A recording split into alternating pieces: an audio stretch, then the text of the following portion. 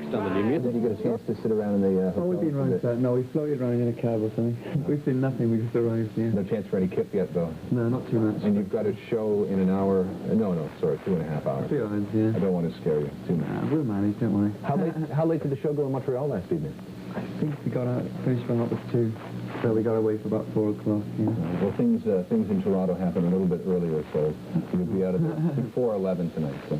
Is it back in the bus and then down to the States after that? Because there's only 2 Canadian dates on this trip. That's right, yeah. We go tomorrow. We've got a day off tomorrow, but we spend most of that traveling. And then we started doing stuff in New York, and we've gone out to Los Angeles and things. So we're flying around mostly, but the first part of the tour we're traveling in a van. Just back to the old ways, really. It's interesting that it's only a 15-day tour and that you're flying most of it. Yeah. Things must be going quite well in the Jezebel. Well, you know, we're making some half-decent records, and people are beginning to pay for us now. First class or economy ticket? Still economy, well, there you go. I guess the reason for this tour is the new 5-song Canadian-only EP, which is called Desire, which has not been released yet. This is a special advance copy with the Polygram generic packaging. All Polygram advance cassettes. I haven't even had a chance to hear about it, but soon we're going to have the Canadian premiere of The Sweetest Things, which is the first video off the Desire EP. Why a Canadian-only EP? Is there that much of an audience here in the country? I have no idea. You should talk to the man from Polygram. I don't know. You know, we've arrived. I think it's a nice idea, EPs. Gives people who don't know anything about the band, who can't really tour that often, to learn something about you, you know? Immigrant was the last album, which was released here, which I guess you toured back in November. You dropped by our studios there. What's been happening in your life since then? Well, we've just finished an album, which is, we've almost finished mixing. We should get that out in May, and hopefully it'll be simultaneous here, hopefully, yeah. Will there be any tracks on the new album that are on the EP? That'll be on there, certainly, yeah. And we brought a video with us, which we just finished. Right. So you should be able to see that with Bella. Yeah, that's the one that I mentioned. So The Sweetest Thing will be on the album as well? The Sweetest Thing, yeah. But different mixes we've got, and that'll be, hopefully, in England, and that will be a 10-track album. Right. I'm not sure how it'll go over here, yeah. It's really interesting, the marketing techniques that are going on in music these days, where you will lead off an album release with an EP release, and you will include on the album different mixes of songs that are on the EP. It's always trying to make it a little bit fresh to the audience. Well, I think it's fresh for the bands too, you know, because when you're working with a song, it's nice to have a different mix. It gives you fresh ears and be more objective about it. How much work goes into actually remixing it? Does it lie mostly in the hands of the producer? As much as the first mix, certainly, yeah. If not more, because you have to get something else. And then when it comes down to playing it on stage?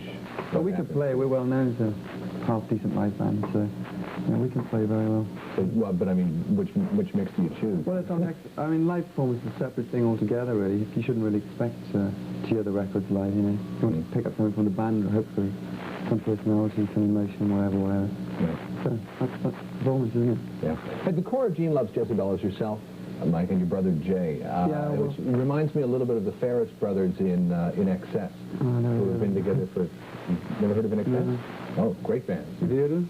Oh, you've got it. No. Listen Like Thieves LP is a great LP. Listen out for them. Yeah, they're top 5 now in the U.S. Australian band. Really? But it's interesting that they have been the center core of the band has been the Ferris brothers for the last 10 years almost. Really? I'm just wondering that you and Jay have been together for quite a while, and usually, I mean, there can be a lot of sibling rivalry that starts off in a band when they become a little bit successful, and it's why I want to do it this way, and I want to do that. That's true, yeah, but I mean, that manifests itself on our records, where half the album will be my input, and the other half Jay's. We both got different styles.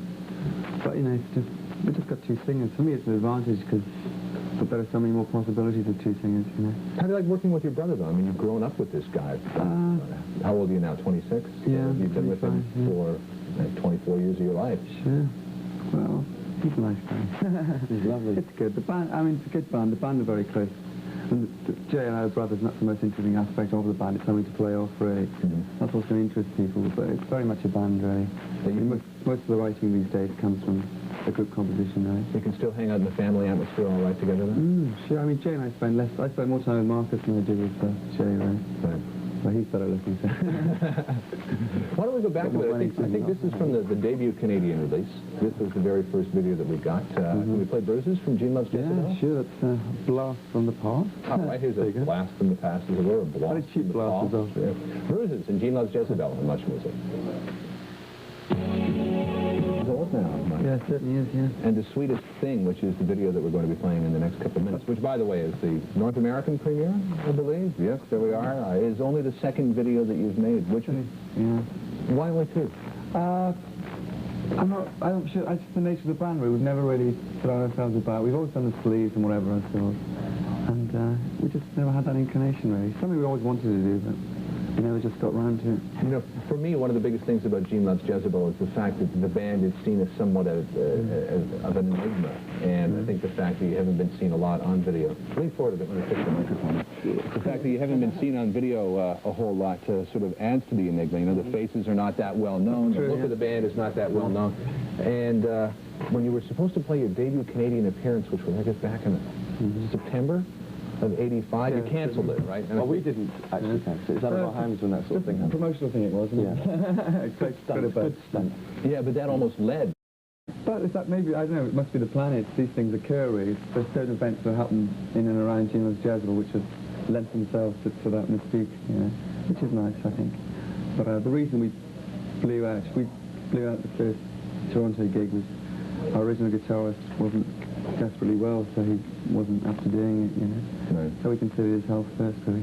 So you had to cancel the tour in that case. Well, we cancelled the first two gigs, and the ones that we couldn't do, like we came around eventually in November, we tacked onto the Anglo-American tour, which was a really, you know, mammoth tour by our standards. Well, we played more dates last autumn than we played in the 3 years, 4 years that we've been around. How do you like doing that?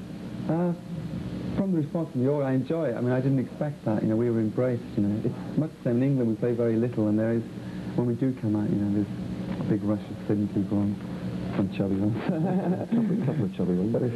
But to play so much after not playing much at all, it's almost like you spend your entire life wanting, you know, working towards getting up on the stage. Then you do a few select dates, and then all of a sudden, a massive tour. It's almost got to be a change of lifestyle because. With the exception of the odd economy flight, you're living in buses and et cetera, et cetera. Well, yeah, it's traumatic, and I mean, it's vibrant, it's live, you know, scary, and it's moving, and it's good. Yeah. So that's how life on the road has changed for you in the last 2 years or so. How has the writing changed? Would you say? Well, in the past, I think Jay and myself were the real only inputs in the band, but now we all collectively it's everybody, isn't it? So that's how it's changed. It's very much a group, you know, Jezebel as opposed to Michael and Jay. Yeah. Right. What's it like as a member of the band who is not an Aston brother to break into the writing, into the creative input of it when they have control over it? It was very hard at first, you know, because it took me a year to get to really understand the thing. Come on, speak. It took me a year. I'm in love with the band, and I would never play anywhere else, I think. I've been trying for years and years. And I'm a Jezebel now, and it does take a long time. We're recruiting. When I first do it, all the songs sounded the same, you know, and then I realised they weren't, and every song is totally different. And everyone that hears our music for the first time says, that's crap, they're all the same, you know, but they're not. You know, all the songs have got something special, I think. Because that's what you're dealing with inevitably. Songs speak for themselves, they're documents, aren't they? If they don't like them, then that's tough shit if they do like them. Good. Am I allowed to say that? Well, I guess you just did, so... No, you're not. No, you just did, so we'll let that one go. Sorry, kid. Right. How does the writing amalgamate together? Because I know that a lot of your early writing was perhaps reflective of a Welsh Catholic upbringing and persecution. Well, a little, and the other thing. Yeah. It's still the sum of our limited experiences, really, you know. The writing, Jay and myself, well, we write the lyrics for whatever else, and the melodies generally. And our input is very different, really. I mean, I think you can recognise that from our releases. Certain songs are so different. Jay tends to be more up and a sexier guy than me, you know. I'm a big whinger, you know.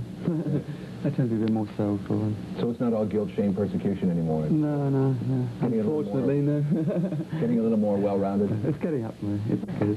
Great. We're enjoying it. We hope that you have a good time on the remaining part of the North American tour, which is 15 more dates now. You don't get jet lag, and I hope... we're over that, just. I hope that soon you can move up to the first class section. Thank you very much. Yeah, well, I will be. I don't know what the rest of them. Just not. I thought this was a collective. I thought this was the Jezebels now. If you go first class, he's got to go first class as well. Okay. All right, put the road manager back in economy. And be watching for the new release, which will not have the generic packaging that this one does. It's a 5-song EP, Canadian only, called Desire. And the new LP, what's the title of the new album? We're not sure yet, but it'll be something... It'll be something. Something very different, yeah. Right, and that'll be out towards June? Album number 3. Sorry? That'll be out towards June? Yeah, May, June, hopefully, yeah. Great, look forward to it. Thank you very Thanks much. a lot for dropping by. Thank you. And have fun tonight. If you're watching this Sunday evening and you're in Toronto, you've got yourself about 2 hours and 15 minutes to get over to the Diamond Club. You'll never regret it. Where Gene Loves Jezebel will be performing, or you can catch them if you're in New York or Los Angeles in the next few days. Great, thanks a lot for dropping by, guys. Why don't we go out with the world premiere from the new Desire LP of The Sweetest Thing from Gene Loves Jezebel on Much Music.